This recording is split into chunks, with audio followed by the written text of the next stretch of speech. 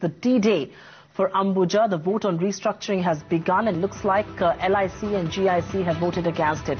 What will really clinch the deal in favor of the tripartite arrangement and bring some peace to Holcim? That's the Swiss parent of both Ambuja and ACC. Let's take it across to Nisha Poddar, who's joining us with the details. Nisha.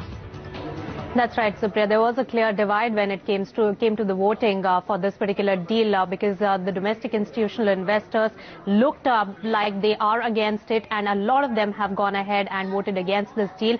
And the most significant one is the Life Insurance Corporation of India, which holds 6% stake in the company and has a substantial dominance over this particular deal as well. Now, GIC, some of the other domestic insurers, they all have gone ahead and given a thumbs down to this deal. But what will really clinch the deal and bail out Ambuja and Holcim in this three-way deal that we are talking about is the foreign investors, and they over time, since the deal had been announced in July to now, they have been convinced that this particular deal is good for the company. Also because a lot of these foreign investors, and take the name of Aberdeen or T. Rowe Price or Vanguard, JP Morgan, BlackRock, all of them are invested not just in Ambuja Cements, the Indian listed company, but also in the parent company Holcim, which is going to be the ultimate beneficiary of this deal going through. So since they have interests on both the ends, they really didn't mind this deal going through. What we're talking about here is 3,500 crore rupees deal in which Ambuja Cements